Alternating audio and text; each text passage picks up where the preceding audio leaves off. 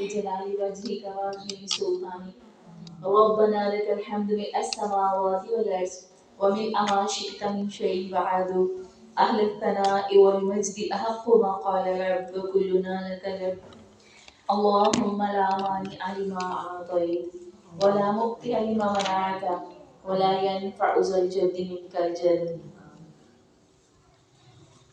نحمده ونصلي على رسوله الكريم أما بعد فأعوذ بالله من الشيطان الرجيم رب اشرح لي صدري ويسر لي أمري واحلل عقدة من لساني يفقهوا قولي رب زدنا علما آمین یا رب العالمین۔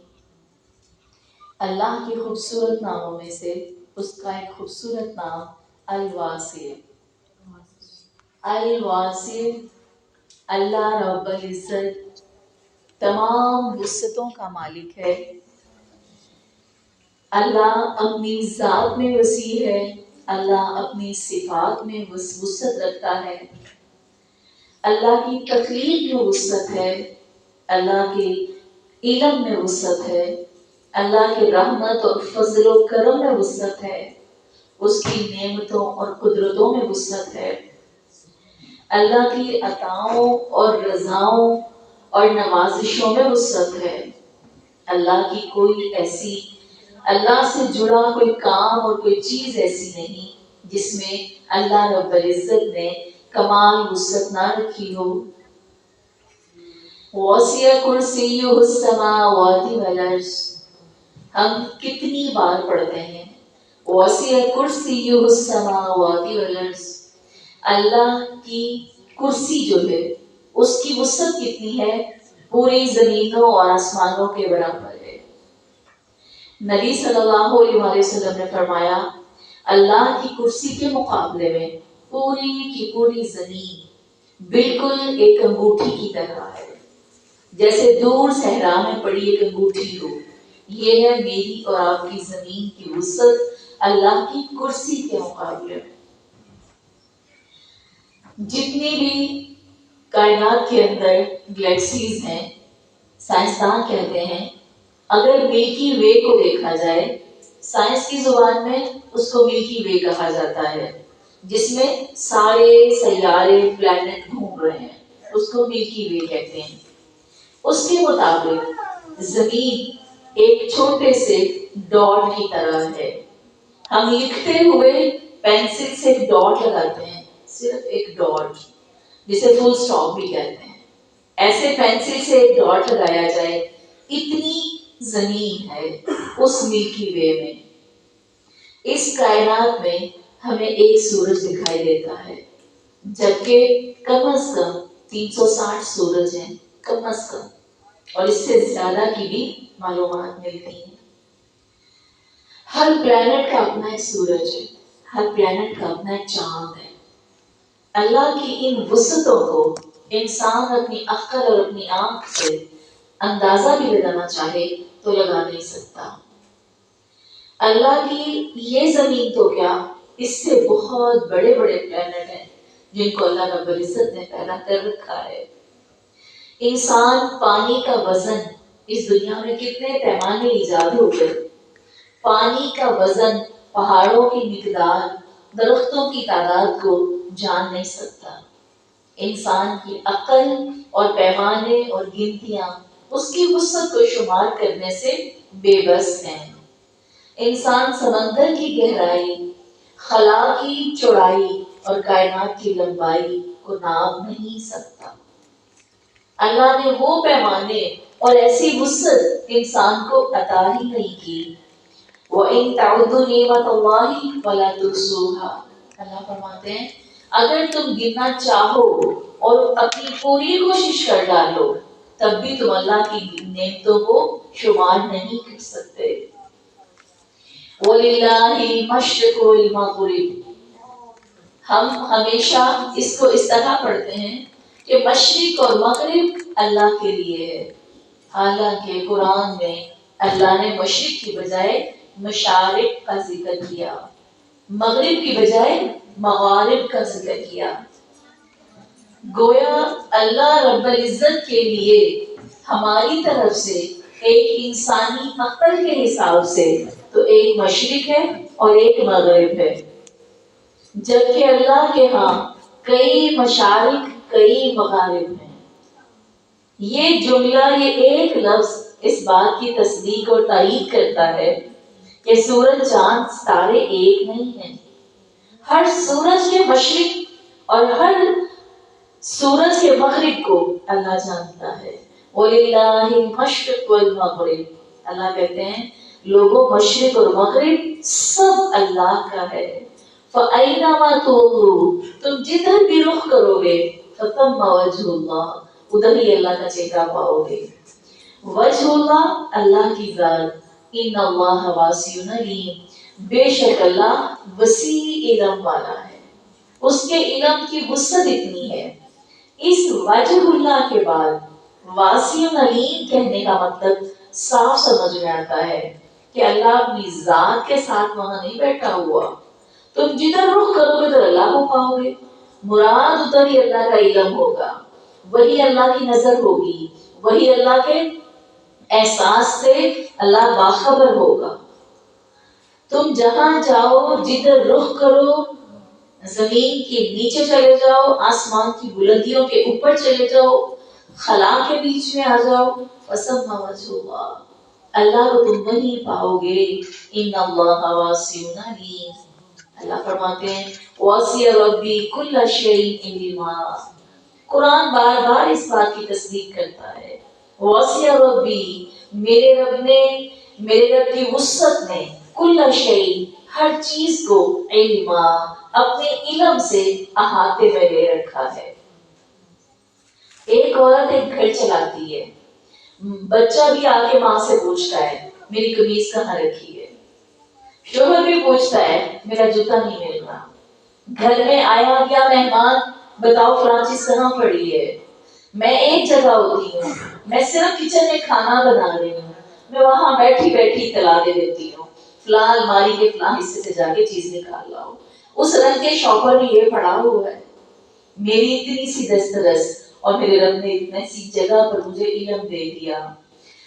جو چیز جو بناتا ہے، جو رکھتا ہے، جو ترتیب دیتا ہے، اس کا علم پا لیتا ہے۔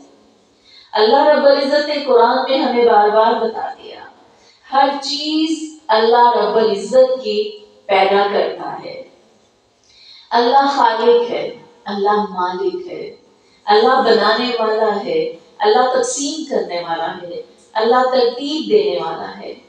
اللہ رب العزت نے چیزوں کی رہنمائی کر دی ہے، کسی بیج کو، کسی جانور کو اس کے پیدا ہونے کے بعد اللہ یہ نہیں علم دیتے، اللہ اس کو بعد میں نہیں سکھاتے کہ تمہیں ایسا کرنا ہے، پتے نے مرجھانا ہے یا نہیں، پھول نے کھلنا ہے اور پھل بننا ہے کہ نہیں، یہ ڈائریکشن اللہ اس کو اب نہیں دے رہے۔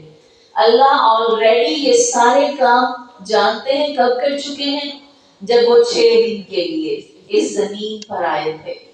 اللہ نے زمین کی طرف رخ کیا، زمین کی جمادات، نباتات، ہر چیز کو بنا دیا اور اس کی ڈائریکشن، اس کی رہنمائی کر دی۔ قرآن کے الفاظ اس پر واضح ہیں، ہر چیز کی رہنمائی اللہ نے مکمل کی، پھر اللہ رب العزت آسمانوں پر چلے گئے۔ آج ہمارے یہ دونوں نام اور قرآن کی سورتیں ایک ہی موضوع پر کمبائن ہیں۔ اللہ رب العزت آسمانوں پر جا کر خود اللہ قرآن میں یہ بات واضح فرما رہے ہیں کہ اللہ عرش مستوی پر چلے گئے، خود وہاں پر قرار پکڑا، لیکن اللہ کا علم، اللہ کی ترتیب، اگر مجھے ایک کمرے میں بیٹھے دوسرے کمرے کے حالات پتہ ہیں تو کیا اس مالک کے سمیع و بصیر ہونے پر کسی کو کسی قسم کا کوئی شک ہے؟ وہ خالق، وہ مالک، وہ مدبر، وہ بنانے والا، وہ دیکھنے والا، سننے والا اور جاننے والا۔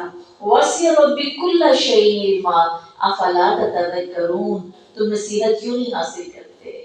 تمہیں کیوں نہیں پتا چلتا اللہ کے علم نے ہر چیز کو سما رکھا ہے۔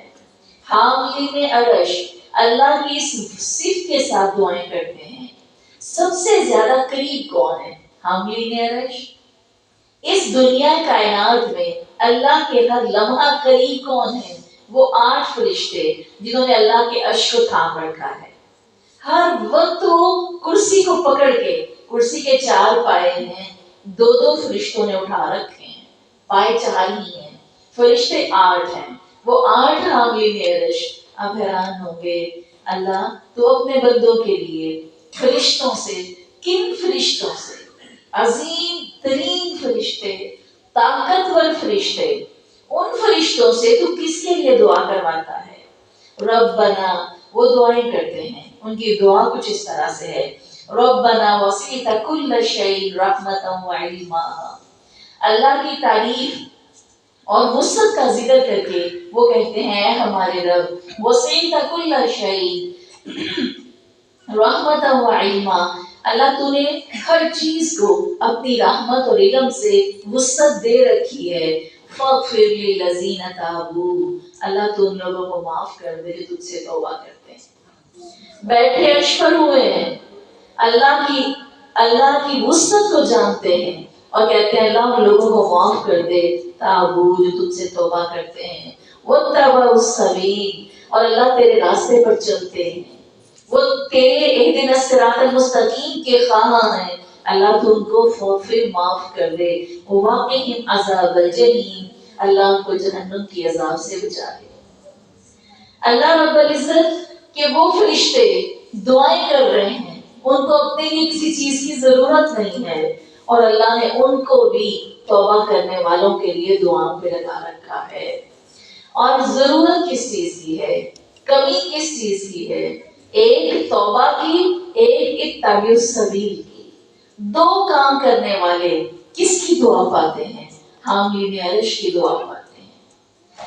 آج میں نے جس چیز کی ہرس سب سے زیادہ دیکھی وہ یہی ہے۔ میں اپنی ٹیچر کو کال کر رہی تھی، کل کام تھا مجھے چھوٹا سا، کہتے ہیں اچھا اتنی دیر میں یہ لگ جائے گی، بس شرط ایک ضروری ہے۔ میں نے کہا کیا؟ کہتے تم نے میرے لیے دعا کرنی ہے۔ پروردگار کون ہے جو دعا کا لالچ، کوئی میرا کام کرتا ہے، میرے تو کام دنیا کے بہت سے لوگ کرتے ہیں، اور جو کام کرتا ہے ایک ہی بار میرے لیے دعا کیجیے گا۔ اتنا روتی ہوں پروردگار، کیا دعا چیز کیا ہے؟ اللہ لوگ تجھ سے ملنا چاہتے ہیں، لوگ تیرے قریب ہونا چاہتے ہیں، اور تیری دعا کے حریص ہیں۔ کوئی آسان کام ہے، کوئی گھر جائے کسی کے لیے چیز بنائے رکھے، اپنے کام لوگ کتنی مشکل سے کرتے ہیں، یہ آسان نہیں ہے کہ کوئی کسی کے لیے 2 گھنٹے 3 گھنٹے اپنے سارے کام چھوڑے، اپنی محنت لگائے اور اس پر صرف کر دے۔ اللہ تجھ سے دعا کے لیے، اللہ یہ تیری قربت کے لیے، پروردگار یہ سارے ساتھی صرف تیری عظمت چاہتے ہیں۔ اللہ اس میں ہمیں ایک طریقہ بتا رہے ہیں، جو حاملین عرش کی دعا حاصل کرنا چاہتا ہے وہ اللہ کے راستے پر چلے اور توبہ کیا کرے۔ توبہ کے، استغفار کے دن، آج کے دنوں راتوں سے کون سے اچھے موقع ہوں گے؟ ہمارا ہر ایک روز آسمان پر جائے، اس میں کوئی کمی ہو تو ہو، استغفار کی کمی نہ ہو، توبہ کی کمی نہ ہو، اللہ سے معافی کی کمی نہ ہو۔ اور اسی طرح نبی صلی اللہ علیہ وسلم نے فرمایا، اللہ نے رحمت کے 100 اجزاء، رحمت کو 100 اجزاء میں تقسیم کیا۔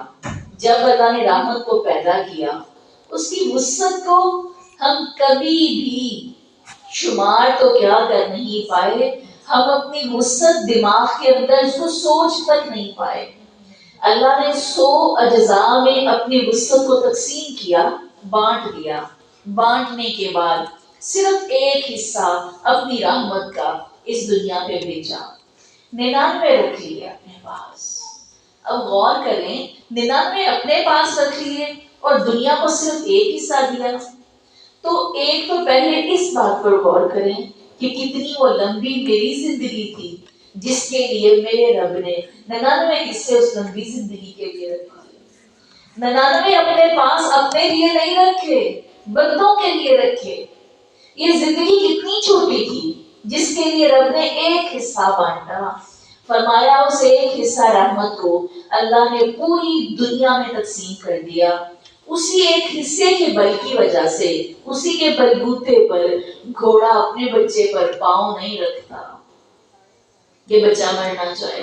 اسی ایک حصے کی وجہ سے وحشی جانور اتنے خون خوار خون کی بو سونگھتے ہیں اور چبا جاتے ہیں اپنے بچوں پر. وہ اپنے غاروں کے اندر بیٹھ کر وہ ان پر رحم کرتے ہیں. یہ اللہ کی اس ایک رحمت کا حصہ ہے. آج دنیا میں اتنا حسن کبھی کبھی کسی کے چہرے کو دیکھ کے خیال آتا ہے اللہ تو نے اتنا پیارا بنا دیا. کسی کے رنگ کو دیکھ کر کسی کی آواز کو سن کے اتنا پیار آتا ہے. اور اللہ نے اپنی اتنے حسن میں سے 99 حصے حسن کے کہاں چھپا رکھے ہیں اپنے جنتیوں کے لیے, اور صرف ایک حسن دنیا پہ اتارا ہے. اور دیکھتے ہیں تو کہتے ہیں سبحان اللہ, اللہ نے کیا کچھ پیدا کر دیا.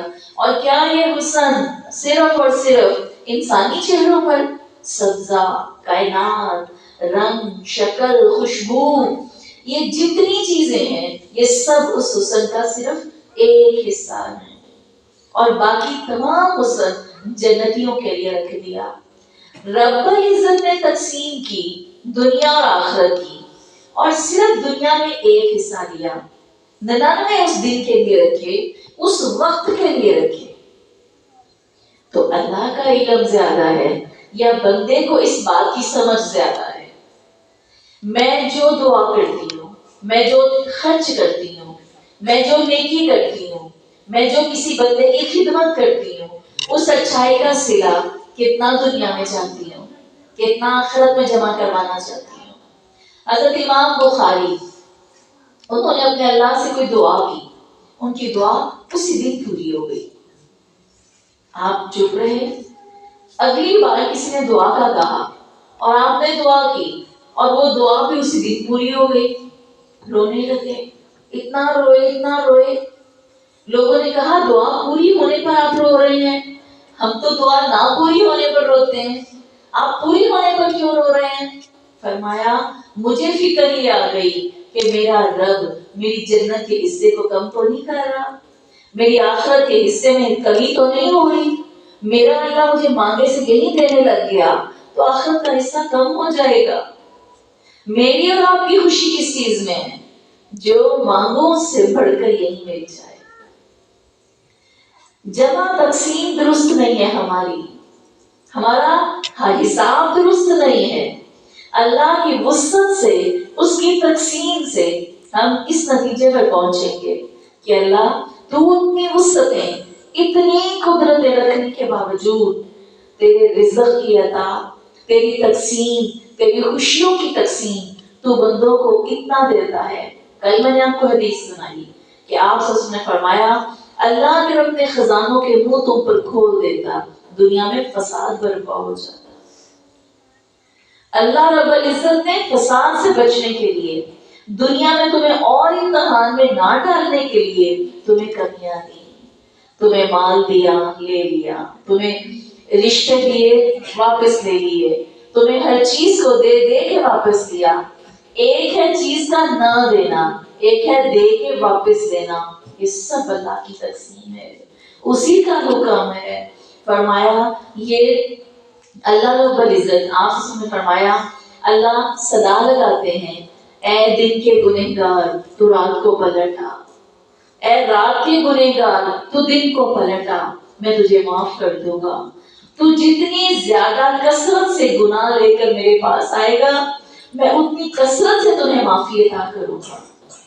رات کے گنہگار کو دن میں مخاطب کیا جاتا ہے, دن کے گنہگار کو رات میں مخاطب کیا جاتا ہے. اللہ رب العزت نے جو 99% رحمتیں, وسعتیں, جو کشادگیاں, جو حسن, جو عطائیں رکھی ہیں, اللہ تعالیٰ وہ ہمیں ہی دینے کے لیے ہمیں اس دنیا میں آزما رہے ہیں. پھر بھی یہ آزمائش, ان دنوں کا بوجھ, اس کا وزن ہم سے اٹھایا نہیں جاتا. قرآن میں اللہ فرماتے ہیں انسان کا یہ حال ہے جب وہ اس دن ان وقتوں میں اس سے پوچھا جائے گا بتاؤ تم دنیا میں کتنا رہ کر آئے, کہے گا لم یلبثوا الا عشیۃ او ضحاھا, میں تو دنیا میں نہیں ٹھہرا مگر یا تو شام کا وقت تھا عصر سے مغرب, میں تو اتنا سبق گزار کے آیا ہوں, او ضحاھا, یا پھر میں صبح اٹھا تھا تو جیسے ظہر ہو گئی, بس اتنا وقت گزارا. تو یہ زندگی اتنی لگے گی. میں اکثر جب اس آیت کو سنتی ہوں میں سوچتی ہوں آج مجھے اپنی وہ بچپن کا زمانہ خواب کی طرح لگتا ہے. وہ ابو کے ساتھ گزرا ہوا وقت لگتا ہے اچھا بس وہ یوں گزر گیا تھا. وہ لمحے یاد آتے ہیں تو گھڑیاں ہی تو لگتی ہیں. ابھی میں زندہ ہوں, اسی دلوں میں ہوں, یہاں پر میرا یہ حال ہے. تو اس ابدی زندگی میں یہ دن اور رات مجھے واقعتاً اللہ تیرے قول سچے ہیں. بڑھاپے میں جوانی خواب لگتی ہے. یہ سب کچھ تو یہاں پر بھی واقعتاً دکھ رہا ہے. تو اللہ کی وہ وسیع زندگی, اس وسیع زندگی کے لیے رکھے ہوئے وسیع خزانے پانے کے لیے مجھے یہاں پر جو جلنا, جو کڑنا, جو دکھ سہنے کو مل رہے ہیں وہ میرے مالک کی آزمائش کے لیے ہیں. اتنی کہانی اگر میں نے آج نہ سمجھی تو ان وسعتوں والی جگہ پر جو میرا وقت گزرے گا وہ رحمتوں اور سکون کا کیسے گزرے گا. آج مجھے ایمان پیدا کرنا ہے, آج مجھے اس چیز کو سمجھنا ہے اللہ کے پاس مال کی وسعت ہے. حضرت ابو ہریرہ رضی اللہ عنہ سے مروی ہے کہ نبی صلی اللہ علیہ وآلہ وسلم نے فرمایا قیامت قائم نہ ہوگی جب تک کہ مال کی کثرت نہ ہو جائے گی, حتیٰ کہ مال بہہ پڑے گا, بہنے لگ جائے گا. مال کی اتنی فراوانی ہوگی ایک آدمی زکات لے کر اپنے گھر سے نکلے گا اور وہ کسی کو نہ پائے گا کہ وہ کس جگہ پر زکات دے. اور لوگوں قیامت قائم نہ ہوگی, عرب کی سرزمین جب تک کہ نہروں اور چراگاہوں کی طرف لوٹ نہ آئے گی. چراگاہ کہتے ہیں جہاں بہت سبزہ ہو. ہماری آنکھ نے دیکھا 15 سال پہلے عرب کی سرزمین اتنی بنجر تھی اور آج آپ بارشوں کا سنتے ہیں, وہاں سالوں سال گزر جاتے تھے, بارشیں نہیں ہوتی تھی. آپ کو پتہ ہے وہاں پر پہاڑوں کے اندر سبزہ اگنے لگ گیا ہے. دنیا حیران, سائنس حیران ہے. رب نے جس وقت جو کرنا ہے وہ کیسے کر کے رہتا ہے. قرآن کہتا ہے عرب کو بیواد غیر ذی زرع, وہاں کوئی ایسی بیاب ہو گیا, وہاں پہ پانی نہیں, وہاں پہ سبزہ نہیں, کچھ نہیں تھا. لیکن حدیث بتاتی ہے ایسا ہوگا اور آج ہم دیکھ رہے ہیں. عرب میں بارشیں, عرب میں سبزہ اگنے لگ گیا ہے اور یہ کثرت سے ہو جائے گا. اللہ کے پاس کوئی کمی نہیں وسعت کی. اللہ علم کی وسعت کس طرح عطا کرتا ہے. اللہ فرماتے ہیں کوئی اس کائنات میں مکمل علم رکھ نہیں سکتا. وفوق ذی کل علم علیم, ہر علم والے کے اوپر ایک علم والا ہے. آپ اتنا پڑھ لیں کسی نتیجے پر پہنچ جائیں, آپ اپنے سے کسی بڑے سے پوچھیں آپ کہیں گے ہاں یہ پہلو بھی تھا. پھر کسی تیسرے سے بات کریں آپ کہیں گے ہاں علم کا یہ پہلو بھی تھا. اس کا کوئی اینڈ نہیں ہے. اسی طرح دلوں کی وسعت کہاں سے آتی ہے, یہ بھی اللہ کے پاس ہے. اللہ قرآن میں فرماتے ہیں وَإِن يَتَفَرَّقَا يُغْنِ اللَّهُ مِن كُلِّ سَعَتِهِ وَكَانَ اللَّهُ وَاسِعًا حَكِيمًا. جب دو لوگ لڑتے ہیں, میاں بیوی لڑتے ہیں, دو رشتے دار لڑتے ہیں, اگر اللہ چاہے تو ان کے دلوں میں وسعت پیدا کر دے. اللہ کے لیے کچھ مشکل نہیں ہے, اللہ وسیع حکمت والا ہے. اب اللہ کیوں چاہے گا کہ لڑے ہوئے دو دلوں میں وسعت پیدا کرے جب بندہ قدم اٹھائے گا. کتنی یہ بات کہی جاتی ہے فلاں رشتہ ہے وہ اتنا برا ہے, اتنا برا ہے, میں مر کے اس کو معاف نہیں کروں گی. کہتے ہیں نا ہم لوگ. وہ اللہ ہم اس کے بعد اب آپ اصرار کریں, آپ سمجھائیں تو پھر اس بہن کا اگلا جملہ کیا ہوتا ہے, باجی میرے دل سے وہ بات نکل سکتی ہی نہیں, لوہے سے لکھ دی گئی ہے. وہ چھری سے دل کو کاٹ کے تم نے اس پہ سٹچ کر دیے ہیں جو بدلے نہیں جا سکتے. اللہ کہتے ہیں دشمن بدترین میاں بیوی کی لڑائی, دو دلوں کی لڑائی, یغنی اللہ من کل سعتہ, اللہ اپنی وسعت سے, ان اللہ واسع حکیمہ, اللہ اپنی وسعت سے تنگ دلوں کو وسعت دینے پر قادر ہے. اللہ اس کو کھلا کر سکتا ہے مگر وہ کھلا نہیں کرے گا جب تک میں نہیں چاہوں گی. اللہ دلوں کو وسعت دینے پر قادر ہے. کوئی بھی جو آج سے پہلے یہ سمجھتا تھا کہ میرا دل اس کے لیے بند ہو چکا ہے، وہ اپنی غلط فہمی دور کر دے، وہ اپنی غلط فہمی دور کر دے۔ سائنس اس بات کو پروف کر چکی ہے کہ شکاری جانور اور جو جنگلی جانور ہیں، جو خون کے پیاسے بھوک کی شدت میں ہوتے ہیں، جب وہ اپنے سامنے اب کسی ایسے جانور کو دیکھتے ہیں جو درد سے زخموں سے تڑپ رہا ہوتا ہے، وہ اس کو نہیں کھاتے، اس کی کیئر کرنی شروع کر دیتے ہیں۔ کتنے ایسے جانور ہیں جو جنہوں نے اپوزٹ جینڈر کو پالا، جسے کہتے ہیں مثلا کتا بلی کو کھا جاتا ہے یا مرغی کو کھا جاتا ہے۔ کتنے کتے ہیں جنہوں نے ایسی مرغیوں کو پال لیا، جب انہوں نے زخمی دیکھا، روتے تڑپتے دیکھا تو کیا کیا؟ معاف کیا نا، درد لیا، حالانکہ وہ جانور ہیں۔ کتنے شیر ہیں جنہوں نے ہرن کو پالا۔ شیر بکری اور ہرن کو چھوڑ سکتا ہے؟ نہیں چھوڑتا، زندہ کو نہیں چھوڑتا، مگر جب وہ تکلیف میں ہوتے ہیں۔ اگر یہ جانوروں کا حال ہے، اگر اس رحمان کی رحمت کا ایک حصہ جانوروں کے دلوں کو اتنا اچھا بنا گیا، تو ہم دوسروں کے درد میں، اور ویسے بھی انسان کو پتہ ہے کب معاف کرتا ہے؟ جب اس کو موت آ جاتی ہے، وہ تو درد میں بھی معاف نہیں کرتا۔ اللہ انسان کے دلوں کو وسعت دینے کے لیے کہاں بیٹھا ہے؟ ایک آواز لگاؤ، اللہ تو میرے دل کو وسیع کر دے، اللہ تو میرے دل کو صاف کر دے۔ اللہ اتنا قریب ہے، اجیب دعوت الداعی اذا دعان۔ ایک پل میں تم آواز لگاؤ۔ حامل فرشتوں بغیر مانگے ہی پہلے ہی توبہ کرنے والوں کے لیے دعائیں کر رہے ہیں۔ وہ تو اللہ نے آلریڈی ان کی ڈیوٹی لگا رکھی ہے، یہ کام تو وہ کر ہی رہے ہیں۔ جو اپنے دلوں کو وسیع کرنا چاہتا ہے وہ کیا کرے؟ بس اللہ سے دعا کرے، اللہ سے دل کو وسیع کر دے گا۔ دلوں میں میل رکھ بھی لی، دلوں میں کینہ پال بھی لیا، تو نقصان اس کا ہونے والا ہے۔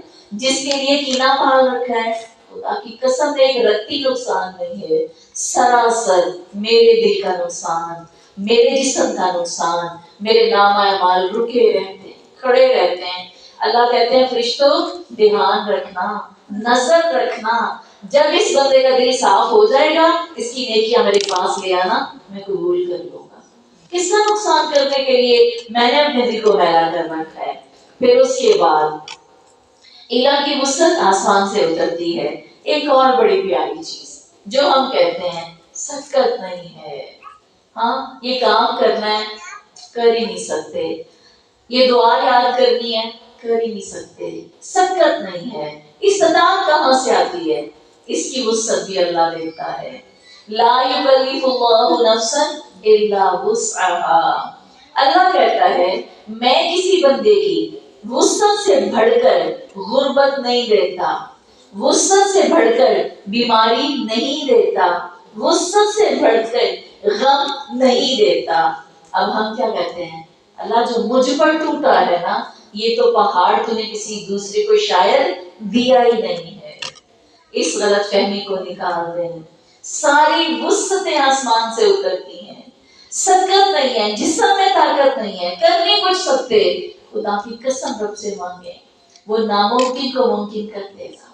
جو کرنا چاہتے ہیں، جو ارادے ہیں، وہ اپنے رب کو سونپ دیں۔ علم کی وسعت، مال کی وسعت، استطاعت کی وسعت، سہ جانے کی وسعت، صبر کرنے کی توفیق رب سے مانگیں۔ اللہ واسع ہے۔ اللہ کا نام واسع ہم جان بھی لیں، ہم معنی بھی سمجھ لیں، اور پھر اس کی وسعتوں سے محروم رہیں، تو پھر یہ صرف اور صرف ہماری بدنصیبی ہوگی۔ اللہ رب العزت فرماتے ہیں ہم نے صرف آسمان کو پیدا ہی نہیں کیا، ہم اس کو مسلسل وسعت دے رہے ہیں، پھیلا رہے ہیں۔ ایک طرف سے زمین سکڑ رہی ہے، ایک طرف سے آسمان پھیل رہا ہے۔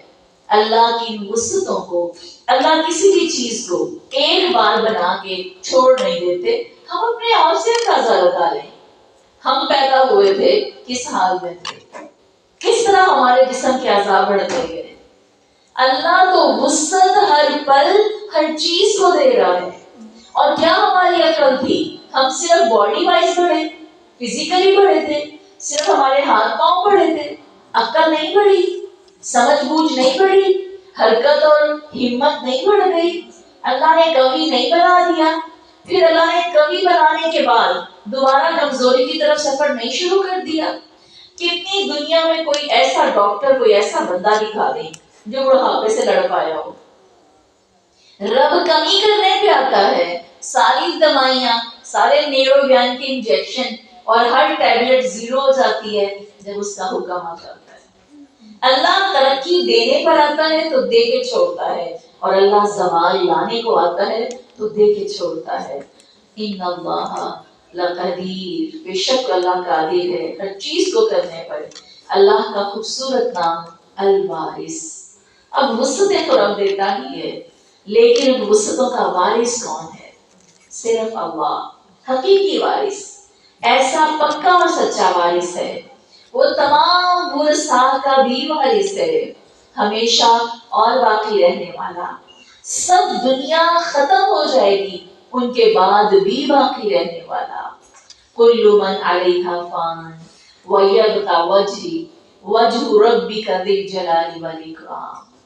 تمام کی تمام چیزیں فنا ہو جائیں گی، اس کائنات کی کوئی چیز جب باقی نہیں رہے گی، تب بھی تیرے رب کا چہرہ باقی رہے گا، تب بھی تیرے رب کی ذات باقی رہے گی۔ انسان دنیا میں آتا بھی خالی ہاتھ ہے اور واپس بھی خالی ہاتھ جاتا ہے۔ جو اس نے کمایا، جو اس نے پایا، جو اس کو ملا، جو اس نے حاصل کیا، وہ سب کہاں چلا جاتا ہے؟ سب وراثت میں چلا جاتا ہے۔ کس کی وراثت میں جاتا ہے؟ اولاد، پھر اولاد، پھر اولاد، قیامت آ جائے گی، سب کس کے پاس جائے گا؟ اللہ رب العزت حقیقی وارث ہے۔ آپ نے فرمایا جو بندے نے کھایا، جو بندے نے کھایا وہ بوسیدہ ہو گیا، جو بندے نے پہنا وہ پرانا ہو گیا، جو بندے نے اپنے لیے رکھ لیا، مال جمع کیا، وہ تو وارث لے جائیں گے۔ اس کا کیا ہے؟ اس کا صرف وہ ہے جو اس نے آخرت میں اپنے لیے جمع کر دیا، جو صدقہ کر دیا، جو جمع کر دیا، صرف وہ بندے کا ہے۔ باقی جو کچھ وہ یہاں کرتا ہے اور جو چھوڑ جاتا ہے جمع کر کے، دراصل کوئی بھی چھوڑ کے جانے کے لیے جمع نہیں کر رہا ہوتا، کوئی نہیں جمع کر رہا ہوتا، بس یہ یہاں سے ایک چھوٹا سا نقطہ ہے جو ہمیں سمجھنا ہے۔ ہم سب جمع کر رہے ہوتے ہیں اپنے بڑھاپے کے لیے، اپنی سویر آنے والی کل کے لیے، اپنے مستقبل کے لیے جمع کر رہے ہوتے ہیں۔ ہم کبھی بھی اس کی جمع نہیں کر رہے ہوتے کہ میری نسل آئے گی، وہ بڑی ہوگی، وہ فائدے لے گی۔ کس کو اس بات سے محبت ہے؟ نہیں۔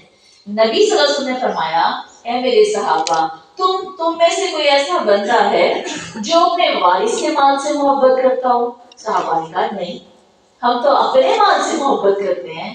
آپ نے فرمایا وہ جو تمہارا اپنا ہے وہ کس کا ہے؟ وہ وارث کا ہی تو ہے۔ فرمایا تم سب اپنے وارث کے مال سے محبت کرتے ہو، وارث کے مال سے۔ صحابہ کہتے ہیں ایسا تو کبھی نہیں، ہم تو اپنے مال سے محبت کرتے ہیں۔ فرمایا جو تمہارا اپنا ہے، تم نے جمع کر کے رکھا اور تم نے رات گزاری، اس کو تم اٹھو گے نہیں تو پھر وہ کس کا ہے؟ تم سب اپنے وارث کے مال سے محبت کرتے ہو۔ ہم دراصل ورثہ چیز کیا ہے؟ ورثہ جو بندے کو ایسا ملے کہ وہ اس کا اپنا ہو، بس اس کی ملکیت ہو۔ تو انسان کی ملکیت میں جو ہے وہ کتنے دنوں کے لیے ہے، کتنے پلوں، کتنی گھڑیوں کے لیے ہے۔ اسی طرح ہمیں یہ سمجھنا ہے کہ جس طرح ہم سب بھی فنا ہونے والے ہیں، اسی طرح ہمارا ورثہ بھی فنا ہونے والا ہے۔ اس دنیا کی کسی چیز کو بقا نہیں ہے۔ وَلِلَّهِ مِيرَاثُ السَّمَاوَاتِ وَالْأَرْضِ وَاللَّهُ بِمَا تَعْمَلُونَ خَبِيرٌ۔ اللہ کہتے ہیں کہ تمام زمین و آسمان کی وراثت صرف اللہ کی وراثت ہے۔ اصل وارث وہ ہے، اور تم سب جو ہو وہ صرف اس کو استعمال کر رہے ہو۔ وَإِنَّا لَنَحْنُ نُحْيِي وَنُمِيتُ، بے شک ہم ہی نے تمہیں زندگی دی، ہم ہی تمہیں موت دیں گے۔ وَنَحْنُ الْوَارِثُونَ، اور ہم ہی تمہارے وارث ہوں گے۔ وارث بھی ہم ہیں، زندگی موت بھی ہم دے رہے ہیں۔ اور اسی طرح قرآن میں ایک لمبا ذکر اللہ کر کے فرماتے ہیں، اے موسیٰ تم نے دیکھا نہیں ہم نے کتنی بستیاں پیدا کی، قوم نوح، قوم عاد، قوم ثمود، قوم مدین، قوم شعیب، ہر ایک قوم کو پیدا کیا، تم نے دیکھا نہیں؟ پھر ہم نے ان کو تباہ کر دیا۔ وَكُنَّا نَحْنُ الْوَارِثِينَ، ان کے بھی وارث ہم ہی ہیں۔ کائنات میں برا ہے کوئی، کائنات میں اچھا ہے کوئی، دونوں کا وارث رحمان ہے۔ اچھا انسان یا برا انسان جو کر کے جاتا ہے اس سب کی وراثت صرف اللہ کی ہے، مگر اللہ فرماتے ہیں وَالْعَاقِبَةُ لِلْمُتَّقِينَ، جو آخرت کا انجام ہے وہ صرف اور صرف پرہیزگاروں کے لیے۔ اس جگہ کا ورثہ سب کو بانٹ رکھا ہے اللہ نے، اس میں سب شامل ہیں، لیکن وَالْعَاقِبَةُ لِلْمُتَّقِينَ، وہ صرف پرہیزگاروں کے لیے، وہ ہر ایک کو وراثت نہیں ملنے والی۔ جنت کی وراثت کے حقدار صرف اللہ کے متقین بندے ہیں، جو اللہ نے قرآن کے شروع میں بتا دیا۔ اللہ فرماتے ہیں یہ کتاب جس میں کوئی شک نہیں ہے، پہلی لائن بقرہ کا پہلا جملہ، پہلی آیت ہے، اے لوگوں یہ کتاب ذالک الکتاب لا ریب فیہ ھدی للمتقین، قرآن کتاب ہدایت بھی متقین کے لیے، والعاقبۃ آخرت کا گھر بھی متقین کے لیے، جنت کے وارث بھی متقین ہیں، جنت کا ورثہ بھی متقین کو ملنے والا ہے۔ غور کریے گا، پہلے انسان حضرت آدم، ان کا گھر کون سا تھا؟ جنت ہی تھا، جنت سے نکالے گئے تھے، تو جنت ہمارے باپ کا ورثہ ہے، یہ رحمان نے دے دیا ہے، اب تمہیں حاصل کرنا ہے، حاصل کرنا ہے۔ درمیان میں وہ جو ایک دشمن بیٹھا ہے نا ابلیس، اس نے اپنی چالیں چل چل کے اس ورثے کو تم سے دور کرنا ہے، اور تم نے واپس اس کو ختم کر کے اس پہ وار کر کے اپنے ورثے کو واپس لینا ہے۔ جنت متقین کا ورثہ ہے، اور حضرت آدم کے پیروکار وہی لوگ ہوں گے، ان سے ایک غلطی زندگی میں ہوئی، کتنی توبہ کی، کتنا روئے، کتنی عبادت کی اور اپنے ورثے کو واپس مانگا۔ اسی طرح ہمیں ان کے نقشہ قدم پر چلنا ہے۔ اب جو دین کی طرف آنے والے لوگ ہیں، کیا ان کی دنیا کم ہو جاتی ہے؟ ان کو آخرت بس والعاقبۃ للمتقین ہے، ان کے یہ دنیا نہیں ہے؟ ایسا تو اللہ نے کبھی نہیں فرمایا، بلکہ دینداروں کے لیے اللہ قرآن میں فرماتے ہیں کہ اس دنیا کے وارث بھی میرے بندے ہوں گے، عبادی، میرے بندے اس دنیا کے وارث ہوں گے۔ اللہ فرماتے ہیں میں نے اس زمین کو ان کے لیے ورثہ بنایا، اِنَّا جَعَلْنَا مَا عَلَى الْأَرْضِ زِینَةً لَہَا، اے لوگو جو کچھ زمین پر ہے ہم نے اس کو زینت بنا دیا۔ یہ ساری زینتیں کس لیے بنائیں؟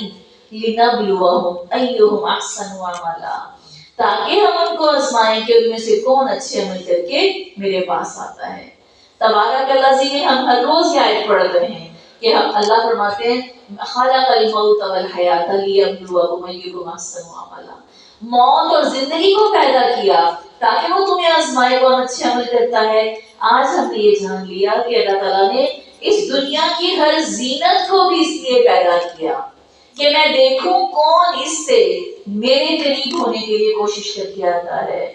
اللہ رب العزت ذکر فرماتے ہیں کہ ہم نے بنی اسرائیل کو جب مٹا دیا، ان کو ختم کر دیا، وہ کتنے باغات اور چشمے اور کنویں اور کھیت چھوڑ کے گئے، وہ کیسی عمدہ عمارتیں ہنستے بستے اور بلکہ آتا ہے کہ فرنشڈ گھر چھوڑ کے گئے، ان کے گھر ایسے تیار پڑے ہوئے تھے۔ اللہ فرماتے ہیں جن سے وہ دن رات فائدہ اٹھاتے تھے، ہم نے ایک دوسری قوم کو ان کا وارث بنا دیا۔ زمین کی دنیا کا مال کا وارث بھی رحمان بناتا ہے۔ فرمایا ہم نے دوسری قوم کو ان کا وارث بنا دیا، پھر اس کے بعد جو دنیا سے گئی تھی بنی اسرائیل کی قوم، اللہ کہتے ہیں وہ اتنے بد نصیب تھے، نہ ان کے جانے پہ آسمان رویا نہ زمین روئی، نہ ان پر کسی نے غم منایا، انہیں مہلت ہی نہیں دی گئی، ان پر رونے کے لیے کسی کو مہلت ہی نہیں دی گئی، ان کو ہم نے ملیا میٹ کر دیا۔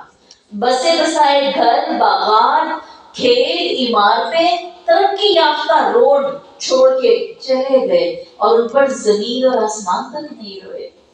حدیث آتی ہے کہ جس وقت بندہ مومن دنیا سے جاتا ہے، زمین بھی روتی ہے، آسمان بھی روتا ہے۔ انسانوں کو صرف انسان ہی نہیں روتے، زمین آسمان بھی روتے ہیں۔ کس لیے روتے ہیں؟ زمین آسمان کیوں روتے ہیں؟ کیونکہ زمین کا وہ حصہ جہاں پر کھڑے ہو کر نیکی کی جاتی ہے، زمین کا وہ حصہ جہاں پر خدمت انسانیت کی جاتی ہے، زمین کا وہ حصہ جس جگہ پر اللہ کے قوانین پورے کیے جاتے ہیں، وہ اپنے آپ کو مبارک سمجھتی ہے۔ اللہ زمین کے ٹکڑے کو خیر کی جگہ قرار دیتا ہے۔ زمین اتنی سمجھدار ہے، اتنی اللہ نے زمین کو شعور دے رکھا ہے۔ یہ تو اس رحمان نے ایک زبان مجھے دے کر کائنات کی زبان بند کی ہوئی ہے، وگرنہ انسان سے پہلے اس مٹی کی زبان تھی، اس زمین کی زبان تھی، ہر چیز کی زبان تھی۔ اللہ نے سب کو بند کر کے سب سے تیز، یوں لگتا ہے سب کو ملا کر انسان کو زبان دے دی ہے، جو چاہے بولے، جو چاہے کرے، سب زبانوں میں اکٹھا کر کے لگتا ہے یہ وجود پائی ہے۔ اتنا چلتی ہے، کبھی تھکی نہیں، کبھی رکی نہیں، کبھی اس نے سانس بھی نہیں لیا۔ اللہ رب العزت اس دنیا کا وارث، اور آسمان کیوں روتا ہے؟ آسمان اس لیے روتا ہے کہ خوشبو سے بھرے تحفے نیکیوں کے ہر روز آسمان پر اس بندے کے آتے تھے۔ زمین آسمان اس مومن پہ روتے ہیں جس کے مرنے کے بعد وہ جانتے ہیں کہ اب یہ خوشبوئیں آنا رک جائیں گی۔ اور اسی طرح جس پر زمین آسمان نہیں روتے، اس پر کیا کرتے ہیں؟ شکرانہ ادا کرتے ہیں، اس پر شکر ادا کرتے ہیں۔ اللہ فرماتے ہیں اس کے بعد اور کون کون سی چیزیں ہیں جو اللہ وراثت میں دیتا ہے؟ اللہ کتاب کا وارث بناتا ہے۔ ایک ورثہ کتاب بھی تو ہے۔ حدیث کیا بتاتی ہے؟ العلماء ورثۃ الانبیاء۔ نبی صلی اللہ علیہ وسلم دنیا سے گئے تو دینار، درہم، مال کچھ بھی چھوڑ کر نہ گئے۔ آپ کا کوئی غلام تک نہیں تھا جو ورثے میں کسی بچے کو مل جاتا۔ آپ کی چیزیں تو تھی صرف خچر تھا، ایک خچر، ایک چھوٹی سی زمین تھی، غالباً فدق کا واقع تھا، اور اس کے بعد کچھ آپ کا ہتھیار تھے، ہتھیار۔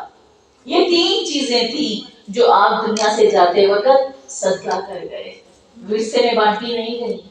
نبیوں کا ورثہ ان کی اولادوں میں منتقل نہیں ہوتا، آپ کا ورثہ تقسیم نہیں ہوا۔ تین چیزیں تھیں آپ جانے سے پہلے وہ بھی صدقہ کر گئے تھے۔ جس وقت آپ کا ورثہ دیکھا گیا تو آپ کا ورثہ کیا تھا؟ آپ کا علم آپ کا ورثہ تھا۔ العلماء ورثۃ الانبیاء۔ اللہ جنت کو متقین کا وارث بنانے والا ہے۔ اللہ رب العزت علم کا ورثہ کن کو دیتا ہے؟ قرآن میں اللہ فرماتے ہیں کتاب کا وارث کے بارے میں فرمایا وَلَقَدْ آتَيْنَا مُوسَىٰ الْهُدَىٰ وَأَوْرَثْنَا بَنِي إِسْرَائِيلَ الْكِتَابَ هُدًى وَذِكْرَىٰ لِأُولِي الْأَلْبَابِ۔ عقل والوں کو اس بات کا احساس ہے کہ ہم نے بنی اسرائیل کو موسیٰ کی ہدایت اور کتاب کا وارث بنایا تھا۔ اللہ رب العزت کسی بھی ایمان والوں کو جب اپنی کتاب کا ورثہ دیتا ہے، اس کے بعد اللہ ان کو دیکھتا ہے کہ اس کا حق کون ادا کرتا ہے۔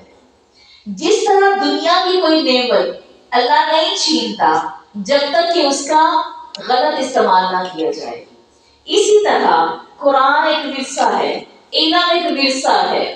اللہ تعالیٰ علم کا ورثہ کبھی اس بندے سے نہیں چھینتے جو اس کا حق ادا کرتا ہے۔ جو نافرمانیاں کرتا ہے اللہ علم دے کے بھی واپس لے لیتا ہے۔ اللہ اپنے ممبر پر بٹھا کر بھی وہ چھین لیتا ہے۔ اللہ نافرمانوں کے ہاتھ میں اس ورثے کو بھی رہنے نہیں دیتا۔ کون سی چیز ہے اس دنیا کی جس میں پائیداری ہو اور وہ رب سے جڑی نہ ہو؟ رب سے اپوزٹ چل کے آپ کسی ایک چیز کے ورثے کے حقدار نہیں ہو سکتے۔ علم ہے، مال ہے، کتاب اللہ ہے، کوئی دنیا کی چیز ہے، اگر اس کو بقا دینا آپ کی خواہش ہو تو اللہ سے جڑنا ہی پڑے گا، اسی کے راستے پہ چلنا پڑے گا، پھر وہ چیز باقی رہے گی۔ اللہ فرماتے ہیں یا بنی اسرائیل اذکروا نعمتی التي انعمت علیکم وانی فضلتکم علی العالمین. اے بنی اسرائیل یاد کرو، میں نے تمہیں ایسی نعمت دی تھی، میں نے پورے جہان والوں پر تمہیں چنا تھا. کیا دیا تھا اللہ نے بنی اسرائیل کو؟ اللہ نے ان کے اندر نبی بھیجے تھے، اللہ نے ان کو علم دیا تھا. ایک باپ نبی ہے، بیٹا نبی ہے، پوتا نبی ہے، چچا نبی ہے، تایا نبی ہے، ماموں نبی ہے. یہ اس طرح ان کے اندر اللہ نے علم دیا تھا. پھر ان کے اندر کتابیں نازل کی. اللہ جس خاندان کو، جن لوگوں کو کتاب کا وارث بناتا ہے، انی فضلتکم علی العالمین، اللہ چناؤ کر کے دیتا ہے. پھر اس چناؤ کر کے دینے کو جو اس کا حق ادا کرتا ہے، اللہ صرف انہی کو وارث بناتا ہے. کتنے حافظ قرآن آج دنیا میں بغیر قرآن کے جی رہے ہیں، کتنے عالم قرآن عمل کے بغیر جی رہے ہیں. اللہم لا تجعلنا منہم ابدا، اللہم لا تجعلنا منہم ابدا، اللہم لا تجعلنا منہم ابدا. آمین یا رب العالمین. یہ علم کا ورثہ چھن جاتا ہے، مال کا ورثہ چھن جاتا ہے. اللہ فرماتے ہیں قرآن پاک میں امت محمدیہ کے اندر 3 طرح کے لوگ ہیں. وَمِنْهُمْ ظَالِمٌ لِنَفْسِهِ. کچھ لوگ ایسے ہیں کہ ہم نے ان کو علم دیا. علم کو ذرا اس طرح جانیے گا، آپ یہ نہ سمجھیے گا کہ علم صرف کسی مسند پر کھڑے ہو کر ہی علم ہوتا ہے. آج جمعہ سننے والے لوگ، دین مسجد میں جانے والے لوگ، آج گھر گھر میں علم ہے. یہ نہ سمجھیے گا کہ اللہ یہ علم صرف انہی کو دیتا ہے جو منبر پہ کھڑے ہو کے بول رہے ہیں. علم صرف ان کے پاس ہے. سننے والے بھی اتنا ہی علم رکھتے ہیں. علم اللہ نے سب کو دے رکھا ہے. علم صرف یہ نہیں ہے کہ مفتی اعظم کے پاس علم ہے، علم تو سب کو دے رکھا ہے. اللہ کہتے ہیں کچھ ان میں سے ایسے ہیں وَمِنْهُمْ ظَالِمٌ لِنَفْسِهِ، وہ علم پانے کے بعد اس کا حق نہیں دیتے، ڈٹائی سے اپنے طریقوں پر قائم رہتے ہیں. ظالم لنفسه، وہ اپنے اوپر ظلم کرنے والے ہیں، وہ علم سے دور رہنے والے ہیں. وَمِنْهُمْ مُقْتَصِدٌ، ان میں سے کچھ درمیانے درجے کے لوگ ہیں، کچھ باتوں پر عمل کر لیتے ہیں، کچھ پر نہیں کرتے. یہ درمیانے درجے کے لوگ ہیں. وَمِنْهُمْ سَابِقٌ بِالْخَيْرَاتِ، اور کچھ نیکیوں میں دوڑ لگانے والے ہیں. وہ جو سنتے جاتے ہیں، وہ کسی ماہی کو اپنی جگہ پر بیٹھے خبر ملتی ہے کہ اللہ کا یہ طریقہ ہے، نبی کو یہ پسند ہے، اور وہ اسی وقت اس پر عمل کر لیتی ہے. وہ بھی سابقٌ بالخیرات ہے، وہ بھی نیکیوں میں دوڑ لگانے والی ہے، وہ بھی اسی میں شامل ہے. علم کا جتنا جتنا درجہ اس کو ملتا جاتا ہے، وہ اسی وقت اس پر عمل کرتا جاتا ہے. اور پھر یہ تینوں چیزوں کا علم دے کے اللہ نے ہمارے لیے راستے کھول دیے. جو چاہے وہ اپنے نفس پر ظلم کرنے والا بن جائے، جو چاہے مقتصد بن جائے، جو چاہے سابق بالخیرات بن جائے.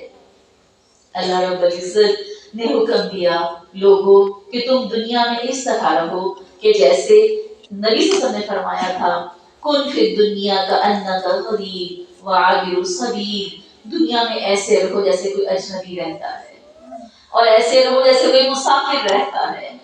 ہم تو دنیا کے اتنے دل دادا ہیں، اتنی دنیا ہمارے دل میں رچ بس چکی ہے کہ ہمارے لیے تو اس کی کوئی چیز اجنبی نہیں رہی. ہر چیز کا ہمیں پتا ہے، ہر چیز کی ہمیں فکر ہے. یہاں گھر کر چکی ہے، اس جگہ پر بیٹھی ہوئی ہے، دل بھرا ہوا اس کی چاہتوں سے. اتنے کپڑے، اتنے جوتے، وہ جو بار بار قرآن میں آتا ہے کہ وہ اپنے مال کو گن گن کے رکھتے ہیں. ہم بھی تو اپنی چیزوں کو روز گنتے ہیں، ہم بھی تو جانتے ہیں کتنی ختم ہو گئی، کتنی رہ گئی، کتنی اور اکٹھی کرنی ہے. یہ گنتیاں کرنے والے مال کی، چیزوں کی، اللہ کہتے ہیں قیامت کے دن کی کوئی گنتی کام نہیں آنی. دنیا میں اجنبی بن کر رہو یا مسافر کی طرح رہو، کیونکہ اس کی ہر چیز کا وارث صرف اللہ ہے.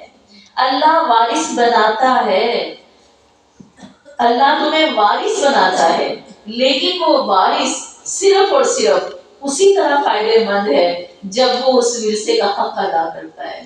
اللہ تمہیں مال دیتا ہے، آپ کو پتا ہے کہ جب کوئی چیز چھنتی ہے انسان سے تو اس چھننے کی جو وجہ بنتی ہے، اگر دادا نے گناہ کیا ہوگا اور بڑا ہی مال ہوگا، اس کے پوتے کبھی اس سے فائدہ نہیں اٹھا سکیں گے۔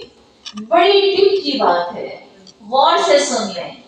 باپ گنہگار ہے اور اتنے گناہ کرتا ہے، مال بڑا ہے اس کے پاس، اس کی اولاد اس مال سے فائدہ نہیں اٹھا سکے گی۔ ہمارے گناہ نسلوں تک سروائیو کرتے ہیں، ہماری نیکیاں نسلوں تک جاتی ہیں۔ اگر ہم نے دین کا حق ادا نہیں کیا، آپ کو پتہ ہے کہ انسان دنیا سے چلا جاتا ہے لیکن اس کی دن رات کوشش ہوتی ہے، اس کی چاہت خیر اس کی طلب ہوتی ہے، وہ مر جاتا ہے، اللہ اس کے بچوں کی چیزوں کی حفاظت فرماتا ہے۔ سورہ کہف کا واقعہ یاد ہے، اللہ تعالیٰ اس مال کی حفاظت کر رہا تھا، باپ مر چکا ہے، بچے یتیم ہے، چھوٹی عمر کے ہیں، باپ اچھا تھا، وَكَانَ أَبُوهُمَا صَالِحًا، دونوں کا باپ بڑا اچھا تھا، نیک آدمی تھا۔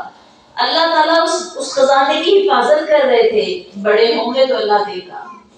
کوئی بندہ اس دنیا میں اللہ کی وسعت کو جانتے ہوئے، اللہ کے ورثے کی خبر جاننے کے بعد بھی اگر یہاں پر اپنے کسی ایک پل اور کسی ایک لمحے میں بھی یہ سمجھ گئے کہ چلو خیر ہے، تو سمجھو وہ زندگی کے لمحے کی خیر نہیں کر رہا، وہ اپنی زندگی کی خیر کو ڈسٹ بن میں ڈال رہا ہے۔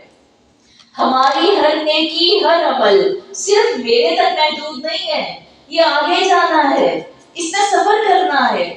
اس دنیا کا وارث رب ہے، جس کو چاہتا ہے جس چیز کا وارث بنا دیتا ہے۔ میں اور آپ گناہ کرتے ہیں، سود، تجارت، کاروبار، چھین جھپ، کس لیے؟ بچوں کو کچھ مل جائے، اسی لیے نا۔ خدا کی قسم ایمان لے آئے، جان لیں آپ اپنے بچے کے لیے کچھ نہ چھوڑ کے جائیں، حلال پاکیزہ اللہ سے جڑ کے دعائیں محنت کر کے چلے جائیں، آپ کے بچے کبھی زندگی میں محروم نہیں رہیں گے۔ اللہ کی سپرد کی ہوئی چیزیں، اللہ کی سپرد کی ہوئی امانتیں کبھی ضائع نہیں جاتی۔ علم کی طلب ہے، عمل کی طلب ہے، مال کی طلب ہے، جو ہے حق کے راستے پر لگا کر جائیں، اللہ آپ کے بچوں کو وہاں سے دے گا جہاں سے ہم نے سوچا بھی نہیں ہوگا۔ غلط راستے سے اپنے بچوں کے لیے ڈھیر جمع کر کے قبر میں تو چلے ہی جانا ہے، اور میں نے جانا ہی جانا ہے۔ اتنا ڈھیر جمع کر جائیں، مطمئن ہو کے مریں، بڑے گھر ہیں، بڑی دکانیں ہیں، میرے بچے خوشی کی زندگی بسر کریں گے، ایک یہی شوق میں جی رہے ہیں نا۔ خدا کی قسم وہ وارث اس ورثے کو ہوا میں اڑا دے گا، میرے بچوں کے کام نہیں آئے گا۔ میرے بچوں کے کام وہی آئے گا جو میں اس وارث کو سونپ کے جاؤں گی۔ لہٰذا یہ بہت غور کرنے کے قابل باتیں ہیں کہ اللہ رب العزت اپنا ورثہ تقسیم کرتا ہے اپنی مرضی سے، وہ حق بجانب ہے کہ وہ اپنی مرضی سے تقسیم کرے اپنے بچوں کو۔ کئی بار اس سے پہلے میں نے آپ کو یہ بات کہی ہے، آج پھر دوہرا رہی ہوں، اپنی ان بیٹیوں کو بھر بھر کے دیتے وقت سوچ لیا کریں کہ جب ہم ان کے گھر بھر رہے ہیں، اکثر ایسا ہوتا ہے مائیں خوشحال ہوتی ہیں، بیٹیاں نہیں خوشحال ہوتی، ان کے گھر میں کمیاں ہوتی ہیں، اب مائیں اس لیے دیتی ہیں، چوری بھی، چھپے بھی، سیدھے بھی، الٹے بھی، کیوں دے رہی ہیں؟